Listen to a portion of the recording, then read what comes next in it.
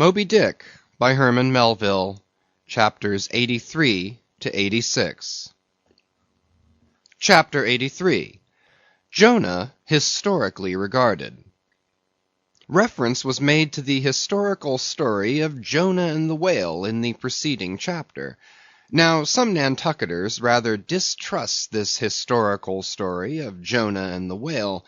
But then there were some skeptical Greeks and Romans who, standing out from the orthodox pagans of their times, equally doubted the story of Hercules and the whale, and Arion and the dolphin. And yet their doubting those traditions did not make those traditions one whit the less facts for all that. One old Sag Harbor whaleman's chief reason for questioning the Hebrew story was this. He had one of those quaint, old-fashioned Bibles, embellished with curious, unscientific plates, one of which represented Jonah's whale with two spouts in his head, a peculiarity only true with respect to a species of the Leviathan, the right whale, and varieties of that order, concerning which the fishermen have this saying, a penny roll would choke him, his swallow is so very small. But to this Bishop Jebb's anticipative answer is ready. It is not necessary, hints the bishop, that we consider Jonah as tombed in the whale's belly, but as temporarily lodged in some part of his mouth. And this seems reasonable enough in the good bishop. For truly the right whale's mouth would accommodate a couple of whist tables, and comfortably seat all the players. Possibly, too, Jonah might have ensconced himself in a hollow tooth. But on second thoughts, the right whale is toothless. Another reason which Sag Harbor, he went by that name, urged for his want of faith in this matter of the prophet, was something obscurely in reference to his incarcerated body and the whale's gastric juices. But this objection likewise falls to the ground, because a German exegetist supposes that Jonah must have taken refuge in the floating body of a dead whale, even as the French soldiers in the Russian campaign turned their dead horses into tents, and crawled into them. Besides, it has been divined by other continental commentators, that when Jonah was thrown overboard from the Joppa ship, he straightway effected his escape to another vessel near by, some vessel with a whale for a figurehead, and, I would add, possibly called the Whale, as some craft nowadays are christened the Shark, the Gull, the Eagle. Nor have there been wanting learned exegetists who have opined that the whale mentioned in the book of Jonah merely meant a life preserver, an inflated bag of wind, which the endangered prophet swam to, and so was saved from a watery doom. Poor Sag Harbor, therefore, seems worsted all round. But he had still another reason for his want of faith. It was this, if I remember right. Jonah was swallowed by the whale in the Mediterranean Sea, and after 3 days he was vomited up somewhere within 3 days' journey of Nineveh, a city on the Tigris, very much more than 3 days' journey across from the nearest point of the Mediterranean coast. How is that?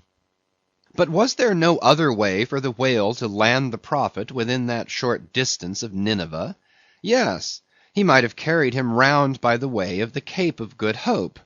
But not to speak of the passage through the whole length of the Mediterranean, and another passage up the Persian Gulf and the Red Sea, such a supposition would involve the complete circumnavigation of all Africa in 3 days, not to speak of the Tigris waters near the site of Nineveh being too shallow for any whale to swim in. Besides, this idea of Jonah's weathering the Cape of Good Hope at so early a day would wrest the honor of the discovery of that great headland from Bartholomew Diaz, its reputed discoverer, and so make modern history a liar. But all these foolish arguments of old Sag Harbor only evinced his foolish pride of reason, a thing still more reprehensible in him, seeing that he had but little learning except what he had picked up from the sun and the sea. I say it only shows his foolish, impious pride and abominable, devilish rebellion against the reverend clergy. For by a Portuguese Catholic priest, this very idea of Jonah's going to Nineveh via the Cape of Good Hope was advanced as a signal magnification of the general miracle, And so it was. Besides, to this day, the highly enlightened Turks devoutly believe in the historical story of Jonah. And some 3 centuries ago, an English traveller, in old Harris's Voyages, speaks of a Turkish mosque built in honor of Jonah, in which mosque was a miraculous lamp that burnt without any oil. Chapter 84. Pitch-poling. To make them run easily and swiftly, the axles of carriages are anointed. And for much the same purpose, some whalers perform an analogous operation upon their boat. They grease the bottom. Nor is it to be doubted that as such a procedure can do no harm, it may possibly be of no contemptible advantage, considering that oil and water are hostile, that oil is a sliding thing, and that the object in view is to make the boat slide bravely. Queequeg believes strongly in anointing his boat, and one morning, not long after the German ship Jungfrau disappeared, took more than customary pains in that occupation, crawling under its bottom where he hung over the side, and rubbing in the unctuousness as though diligently seeking to ensure a crop of hair from the craft's bald keel. He seemed to be working in obedience to some particular presentiment. Nor did it remain unwarranted by the event. Towards noon, whales were raised, but so soon as the ship sailed down to them, they turned and fled with swift precipitancy, a disordered flight as of Cleopatra's barges from Actium. Nevertheless, the boats pursued, and Stubbs was foremost. By great exertion, Tashtego at last succeeded in planting one iron, but the stricken whale, without at all sounding, still continued his horizontal flight, with added fleetness. Such unintermitted strainings upon the planted iron must sooner or later inevitably extract it. It became imperative to lance the flying whale, or be content to lose him. But to haul the boat up to his flank was impossible, he swam so fast and furious. What then remained? Of all the wondrous devices and dexterities, the sleights of hand and countless subtleties, to which the veteran whaleman is so often forced, none exceed that fine maneuver with the lance, called pitch-poling. Small sword or broadsword, in all its exercises, boasts nothing like it. It is only indispensable with an inveterate running whale. Its grand fact and feature is the wonderful distance to which the long lance is accurately darted from a violently rocking, jerking boat, under extreme headway. Steel and wood included, the entire spear is some 10 or 12 feet in length, the staff is much slighter than that of the harpoon, and also of lighter material, pine. It is furnished with a small rope called a warp, of considerable length, by which it can be hauled back to the hand after darting. But before going further, it is important to mention here, that though the harpoon may be pitch-poled in the same way with the lance, yet it is seldom done, and when done it is still less frequently successful, on account of the greater weight and inferior length of the harpoon as compared with the lance, which in effect become serious drawbacks. As a general thing, therefore, you must first get fast to a whale before any pitch-poling comes into play. Look now at Stubb, a man who, from his humorous, deliberate coolness and equanimity in the direst emergencies, was specially qualified to excel in pitch-poling. Look at him. He stands upright in the tossed bow of the flying boat, wrapped in fleecy foam. The towing whale is 40 feet ahead. Handling the long lance lightly, glancing twice or thrice along its length to see if it be exactly straight, Stubb whistlingly gathers up the coil of the warp in one hand, so as to secure its free end in his grasp, leaving the rest unobstructed. Then, holding the lance full before his waistband's middle, he levels it at the whale, when, covering him with it, he steadily depresses the butt end in his hand, thereby elevating the point till the weapon stands fairly balanced upon his palm, 15 feet in the air. He minds you somewhat of a juggler balancing a long staff on his chin. Next moment, with a rapid, nameless impulse, in a superb, lofty arch, the bright steel spans the foaming distance and quivers in the life spot of the whale. Instead of sparkling water, he now spouts red blood. "That drove the spigot out of him," cried Stubb. "'Tis July's immortal 4th. All fountains must run wine to day. Would now it were old New Orleans whiskey, or old Ohio, or unspeakable old Monongahela. Then, Tashtego, lad, I'd have ye hold a cannikin to the jet, and we'd drink round of it. Yea, verily, hearts alive, we'd brew choice punch in the spread of his spout hole there. From that live punch bowl quaff the living stuff."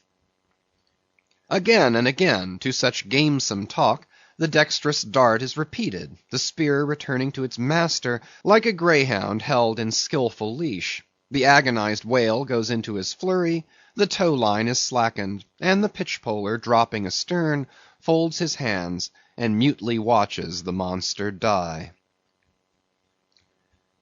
Chapter 85.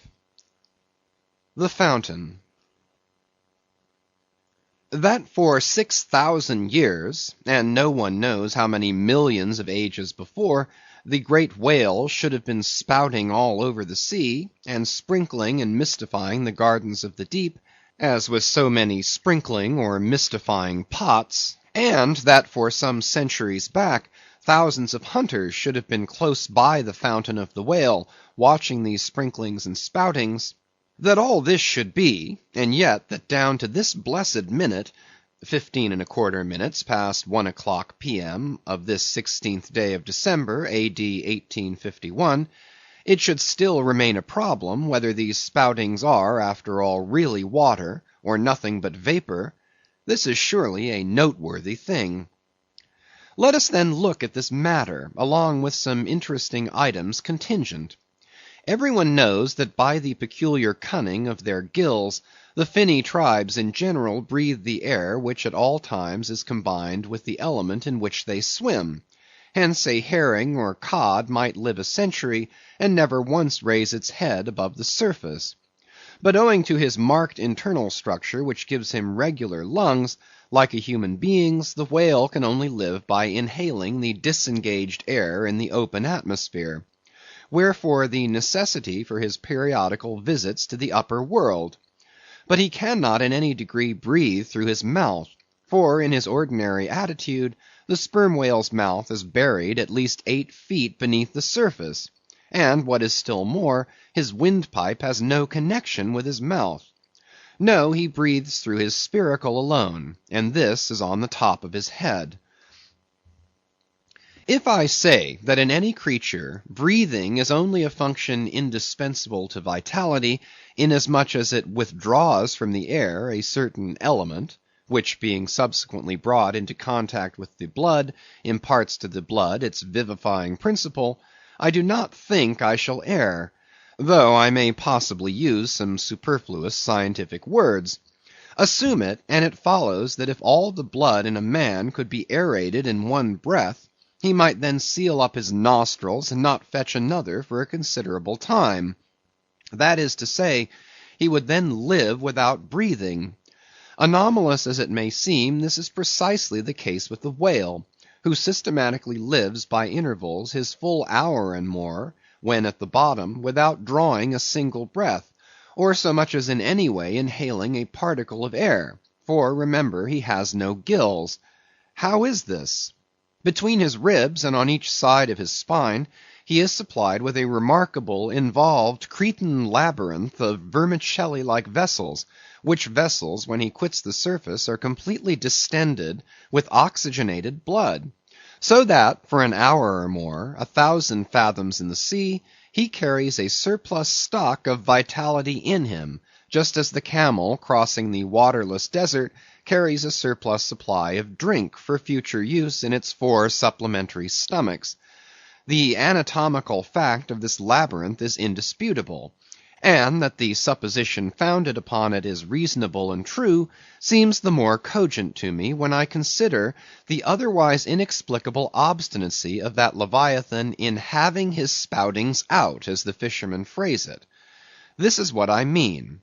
If unmolested, upon rising to the surface, the sperm whale will continue there for a period of time exactly uniform with all his other unmolested risings.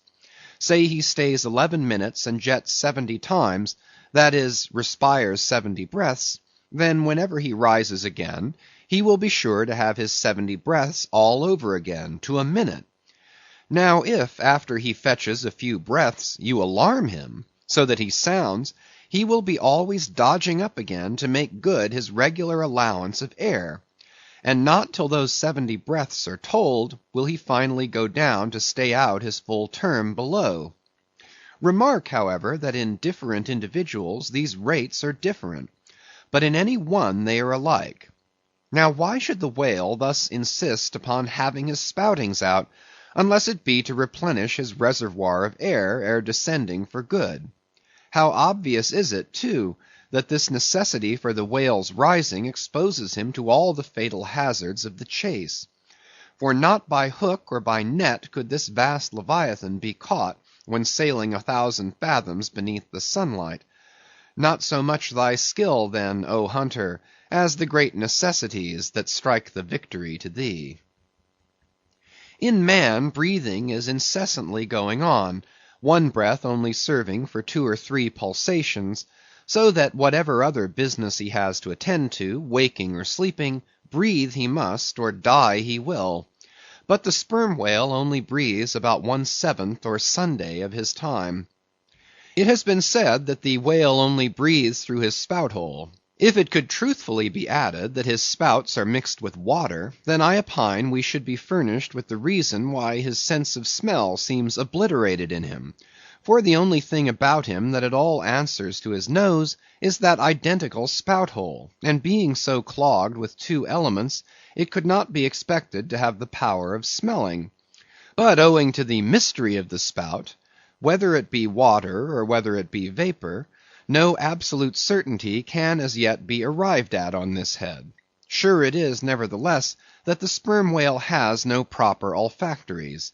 But what does he want of them? No roses, no violets, no cologne water in the sea. Furthermore, as his windpipe solely opens into the tube of his spouting canal, and as that long canal, like the Grand Erie Canal, is furnished with a sort of locks that open and shut for the downward retention of air or the upward exclusion of water, therefore the whale has no voice, unless you insult him by saying that when he so strangely rumbles, he talks through his nose. But then again, what has the whale to say? Seldom have I known any profound being that had anything to say to this world, unless forced to stammer out something by way of getting a living. Oh, happy that the world is such an excellent listener. Now the spouting canal of the sperm whale, chiefly intended as it is for the conveyance of air, and for several feet laid along horizontally just beneath the upper surface of his head, and a little to one side, this curious canal is very much like a gas pipe laid down in a city on one side of a street. But the question returns whether this gas pipe is also a water pipe. In other words, whether the spout of the sperm whale is the mere vapor of the exhaled breath, or whether that exhaled breath is mixed with water taken in at the mouth and discharged through the spiracle. It is certain that the mouth indirectly communicates with the spouting canal, but it cannot be proved that this is for the purpose of discharging water through the spiracle, because the greatest necessity for so doing would seem to be when in feeding he accidentally takes in water. But the sperm whale's food is far beneath the surface, and there he cannot spout even if he would. Besides, if you regard him very closely, and time him with your watch, you will find that when unmolested, there is an undeviating rhyme between the periods of his jets and the ordinary periods of respiration. But why pester one with all this reasoning on the subject? Speak out! You have seen him spout. Then declare what the spout is. Can you not tell water from air? My dear sir, in this world it is not so easy to settle these plain things. I have ever found your plain things the knottiest of all, And as for this whale spout, you might almost stand in it and yet be undecided as to what it is precisely. The central body of it is hidden in the snowy, sparkling mist enveloping it. And how can you certainly tell whether any water falls from it, when always, when you are close enough to a whale to get a close view of his spout, he is in a prodigious commotion, the water cascading all around him? And if at such times you should think that you really perceive drops of moisture in the spout, how do you know that they are not merely condensed from its vapor? Or how do you know that they are not those identical drops superficially lodged in the spout hole fissure, which is countersunk into the summit of the whale's head? For even when tranquilly swimming through the midday sea in a calm, with his elevated hump sun-dried as a dromedary's in the desert, even then the whale always carries a small basin of water on his head, as under a blazing sun you will sometimes see a cavity in a rock filled up with rain. Nor is it at all prudent for the hunter to be over-curious touching the precise nature of the whale spout. It will not do for him to be peering into it and putting his face in it. You cannot go with your pitcher to this fountain and fill it and bring it away. For even when coming into slight contact with the outer vapory shreds of the jet, which will often happen, your skin will feverishly smart from the acridness of the thing so touching it. And I know one who, coming into still closer contact with the spout, whether with some scientific object in view or otherwise, I cannot say, the skin peeled off from his cheek and arm. Wherefore among whalemen the spout is deemed poisonous; they try to evade it. Another thing, I have heard it said, and I do not much doubt it, that if the jet is fairly spouted into your eyes, it will blind you. The wisest thing the investigator can do, then, it seems to me, is to let this deadly spout alone. Still, we can hypothesize, even if we cannot prove and establish. My hypothesis is this, that the spout is nothing but mist. And besides other reasons, to this conclusion I am impelled by considerations touching the great inherent dignity and sublimity of the sperm whale. I account him no common shallow being, inasmuch as it is an undisputed fact that he is never found on soundings or near shores; all other whales sometimes are.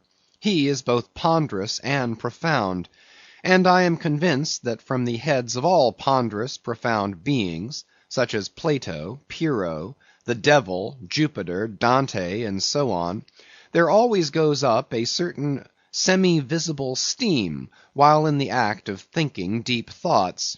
While composing a little treatise on eternity, I had the curiosity to place a mirror before me, and ere long saw reflected there a curious, involved worming and undulation in the atmosphere over my head, the invariable moisture of my hair, while plunged in deep thought, after 6 cups of hot tea in my thin shingled attic of an August noon. This seems an additional argument for the above supposition. And how nobly it raises our conceit of the mighty misty monster, to behold him solemnly sailing through a calm tropical sea, his vast mild head overhung by a canopy of vapor, engendered by his incommunicable contemplations, and that vapor, as you will sometimes see it, glorified by a rainbow, as if heaven itself had put its seal upon his thoughts. For, do you see, rainbows do not visit the clear air; they only irradiate vapor. And so, through all the thick mists of the dim doubts in my mind, divine intuitions now and then shoot, enkindling my fog with a heavenly ray. And for this I thank God; for all have doubts, many deny, but doubts or denials, few along with them have intuitions. Doubts of all things earthly, and intuitions of some things heavenly, this combination makes neither believer nor infidel, but makes a man who regards them both with equal eye. Chapter 86. The Tail. Other poets have warbled the praises of the soft eye of the antelope, and the lovely plumage of the bird that never alights. Less celestial, I celebrate a tail. Reckoning the largest sized sperm whale's tail to begin at that point of the trunk where it tapers to about the girth of a man, it comprises, upon its upper surface alone, an area of at least 50 square feet. The compact round body of its root expands into two broad, firm, flat palms or flukes, gradually shoaling away to less than an inch in thickness. At the crotch or junction these flukes slightly overlap, then sideways recede from each other like wings, leaving a wide vacancy between. In no living thing are the lines of beauty more exquisitely defined than in the crescentic borders of these flukes. At its utmost expansion in the full-grown whale, the tail will considerably exceed 20 feet across. The entire member seems a dense webbed bed of welded sinews, but cut into it and you find that three distinct strata compose it, upper, middle, and lower. The fibers in the upper and lower layers are long and horizontal, those of the middle one very short and running crosswise between the outside layers. This triune structure, as much as anything else, imparts power to the tail.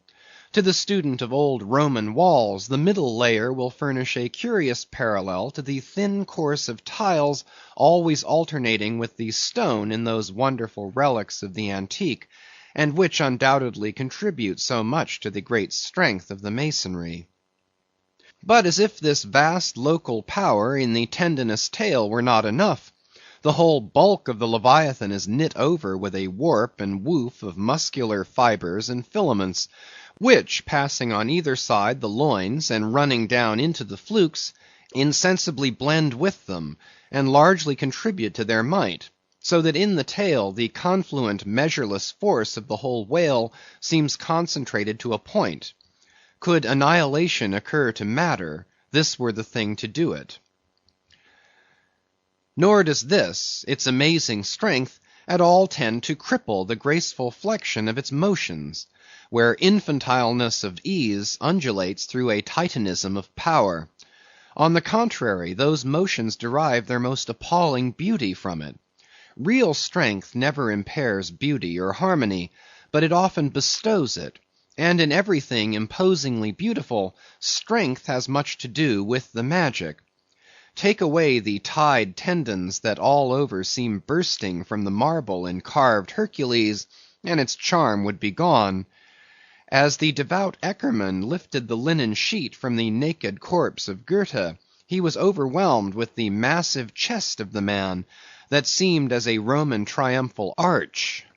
When Angelo paints even God the Father in human form, mark what robustness is there. And whatever they may reveal of the divine love in the Son, the soft, curled, hermaphroditical Italian pictures, in which his idea has been most successfully embodied, these pictures, so destitute as they are of all brawniness, hint nothing of any power, but the mere negative, feminine one of submission and endurance, which on all hands, it is conceded, form the peculiar practical virtues of his teachings. Such is the subtle elasticity of the organ I treat of, that whether wielded in sport or in earnest, or in anger, whatever be the mood it be in, its flexions are invariably marked by exceeding grace. Therein no fairy's arm can transcend it. 5 great motions are peculiar to it. First, when used as a fin for progression. Second, when used as a mace in battle. Third, in sweeping. Fourth, in lob-tailing. Fifth, in peaking flukes. First, being horizontal in its position, the Leviathan's tail acts in a different manner from the tails of all other sea creatures. It never wriggles. In man or fish, wriggling is a sign of inferiority. To the whale, his tail is the sole means of propulsion, scroll-wise coiled forwards beneath the body, and then rapidly sprung backwards. It is this which gives that singular darting, leaping motion to the monster when furiously swimming. His side fins only serve to steer by. Second, it is a little significant that while one sperm whale only fights another sperm whale with his head and jaw, Nevertheless, in his conflicts with man, he chiefly and contemptuously uses his tail. In striking at a boat, he swiftly curves away his flukes from it, and the blow is only inflicted by the recoil. If it be made in the unobstructed air, especially if it descend to its mark, the stroke is then simply irresistible. No ribs of man or boat can withstand it. Your only salvation lies in eluding it; but if it comes sideways through the opposing water, then partly owing to the light buoyancy of the whale boat, and the elasticity of its materials, a cracked rib or a dashed plank or two, a sort of stitch in the side, is generally the most serious result. These submerged side blows are so often received in the fishery, that they are accounted mere child's play. Some one strips off a frock, and the whole is stopped. Third, I cannot demonstrate it, but it seems to me that in the whale the sense of touch is concentrated in the tail. For in this respect there is a delicacy in it only equalled by the daintiness of the elephant's trunk. This delicacy is chiefly evinced in the action of sweeping, when in maidenly gentleness the whale with a certain soft slowness moves his immense flukes from side to side upon the surface of the sea. And if he feels but a sailor's whisker, woe to that sailor, whiskers and all. What tenderness there is in that preliminary touch! Had this tail any prehensile power, I should straightway bethink me of Darmonides' elephant that so frequented the flower market, and with low salutations presented nosegays to damsels, and then caressed their zones. On more accounts than one, a pity it is that the whale does not possess this prehensile virtue in his tail. For I have heard of yet another elephant, that, when wounded in the fight, curved round his trunk and extracted the dart. Fourth, stealing unawares upon the whale in the fancied security of the middle of solitary seas, you find him unbent from the vast corpulence of his dignity, and kitten-like he plays on the ocean as if it were a hearth. But still you see his power in his play. The broad palms of his tail are flirted high into the air, then smiting the surface, the thunderous concussion resounds for miles. You would almost think a great gun had been discharged, and if you notice the light wreath of vapor from the spiracle at his other extremity, you would think that that was the smoke from the touch-hole. Fifth, as in the ordinary floating posture of the Leviathan, the flukes lie considerably below the level of his back, they are then completely out of sight beneath the surface; but when he is about to plunge into the deeps, his entire flukes with at least 30 feet of his body are tossed erect in the air, and so remain vibrating a moment, till they downward shoot out of view. Excepting the sublime breach, somewhere else to be described, this peaking of the whale's flukes is perhaps the grandest sight to be seen in all animated nature. Out of the bottomless profundities the gigantic tail seems spasmodically snatching at the highest heaven. So in dreams have I seen majestic Satan thrusting forth his tormented colossal claw from the flame Baltic of hell. But in gazing at such scenes, it is all in all what mood you are in. If in the Dantean, the devils will occur to you; if in that of Isaiah, the archangels. Standing at the masthead of my ship during a sunrise that crimsoned sky and sea, I once saw a large herd of whales in the east, all heading towards the sun, and for a moment vibrating in concert with peaked flukes. As it seemed to me at the time, such a grand embodiment of adoration of the gods was never beheld, even in Persia, the home of the fire worshippers. As Ptolemy Philopater testified of the African elephant, I then testified of the whale, pronouncing him the most devout of all beings. For, according to King Juba, the military elephants of antiquity often hailed the morning with their trunks uplifted in the profoundest silence. The chance comparison in this chapter between the whale and the elephant, so far as some aspects of the tail of the one and the trunk of the other are concerned, should not tend to place those two opposite organs on an equality, much less the creatures to which they respectively belong. For as the mightiest elephant is but a terrier to Leviathan, so, compared with Leviathan's tail, his trunk is but the stalk of a lily. The most direful blow from the elephant's trunk were as the playful tap of a fan, compared with the measureless crush and crash of the sperm whale's ponderous flukes, which in repeated instances have one after the other hurled entire boats with all their oars and crews into the air, very much as an Indian juggler tosses his balls. Footnote: Though all comparison in the way of general bulk between the whale and the elephant is preposterous, inasmuch as in that particular the elephant stands in much the same respect to the whale as a dog does to the elephant, nevertheless there are not wanting some points of curious similitude. Among these is the spout. It is well known that the elephant will often draw up water or dust in his trunk, and then elevating it, jet it forth in a stream. End of footnote. The more I consider this mighty tale, the more do I deplore my inability to express it.